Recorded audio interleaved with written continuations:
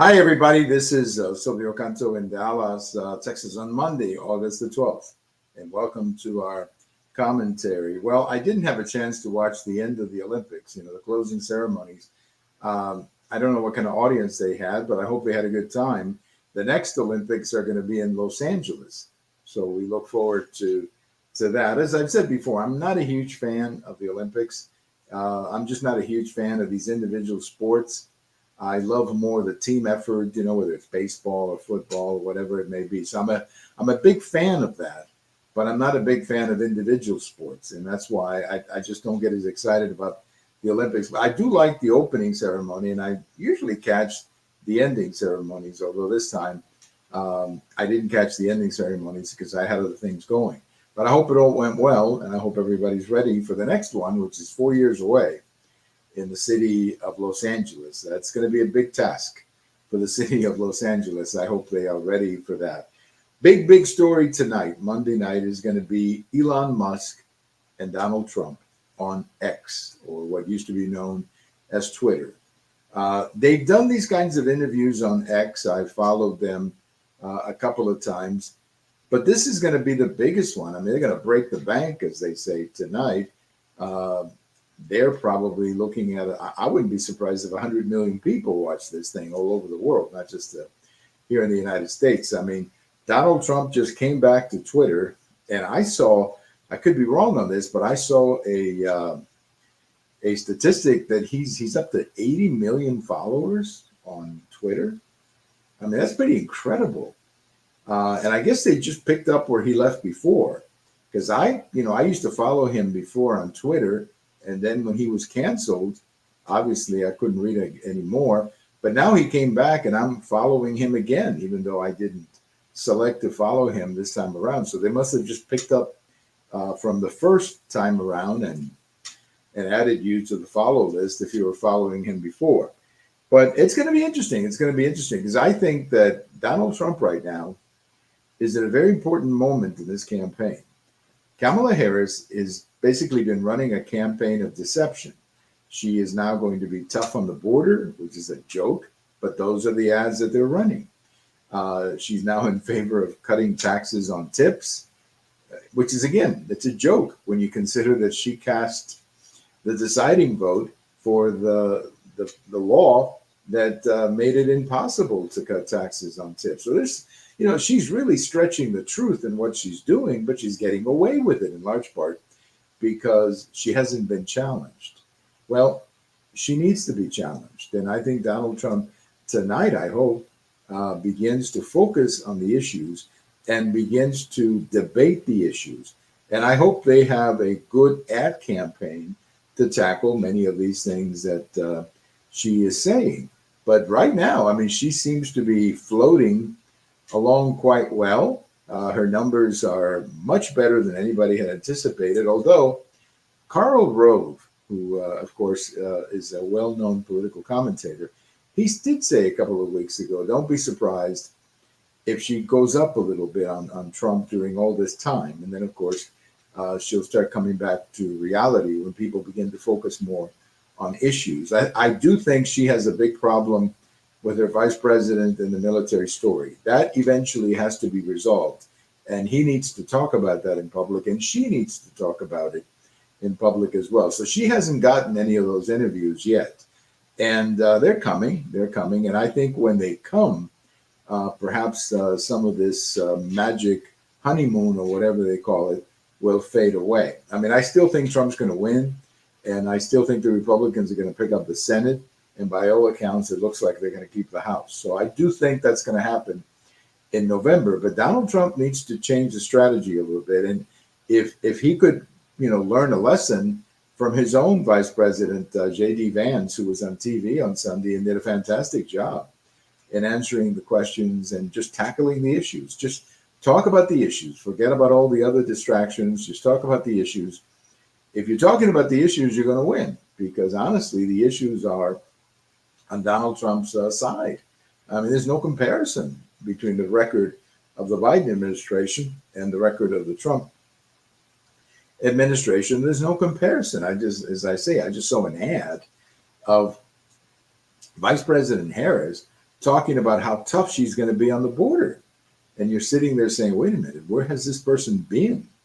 Where has this person been for the last 3 or 4 years? Well, she wasn't saying that about the border. She was actually just going along with this incredible mess on the border. So we'll see how that all develops. One of the issues that came up in the J.D. Vance interview was the whole question of deportation. He was being asked, how are you going to deport these people?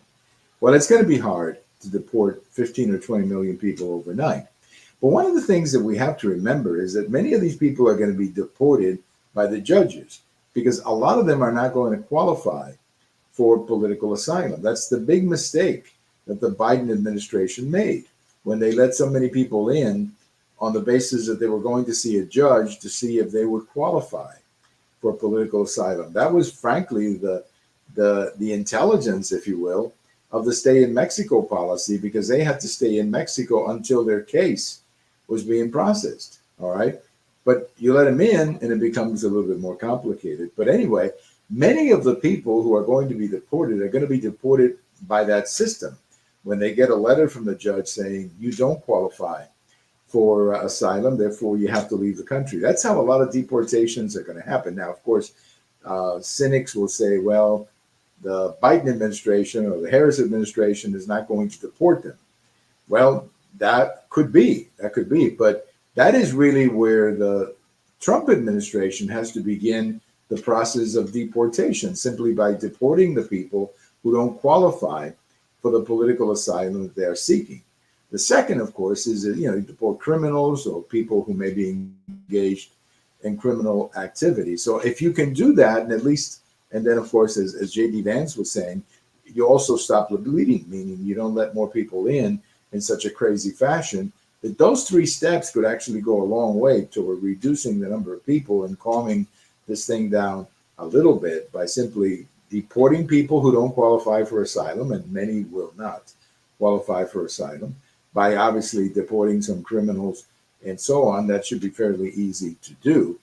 And then, of course, by stopping people coming in such huge numbers. If you can do that, then you can bring the number down to a level where we can manage it a lot better. I thought, by the way, J.D. Vance had a great answer on that when he spoke. I think it was the fellow from ABC, Jonathan Carl, who was asking him about how you deport people.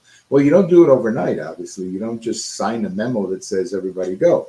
But eventually, these people are going to lose their cases for political asylum. Most of them will not make it for political asylum. That's something, by the way, that I learned by listening to Henry Cuellar, the Democrat representative in South Texas. That was his biggest criticism of the Biden program. He was saying, hey, we're letting people in knowing that most of them are not going to qualify for political asylum. And, we're creating a problem. We're basically creating a problem for ourselves, letting people in that we know ahead of time are not going to qualify for political asylum. That was the beauty of staying in Mexico, that they would stay down there until their case was listened to and their case was decided one way or another. So we'll see how it all turns out. But you're going to have to deport some people. This idea that you're not going to deport some people is completely crazy. You will have to deport some people. And that's just the reality of it when you have numbers like this of people in the country. One last point. I have a post coming out Tuesday morning talking about Speaker Johnson. He had a memo that he wrote, or an article that he wrote, talking about voter ID and forcing people to have voter ID when they vote. I've always been in favor of that. I've always been in favor of having people or having some kind of a voter ID, so that when you vote, we have something like that here in Texas, your voter ID. And when you go vote, you have to show your driver's license or your voter ID, some kind of identification they can match in the data bank. And I think we need to do that, across the country, because even though, you don't have large numbers of illegals voting, you don't. But the temptation is there, or the possibility is there, when you're giving people driver's licenses. Well, some of them are going to end up voting because they can go to a voting booth or a voting station with their driver's license and at least get a ballot to vote. That's just a reality. Now, that maybe that vote could be challenged later. I don't know. But the reality is that if we all had a voter ID or some kind of an identification, then that I think would go a long way towards securing our elections.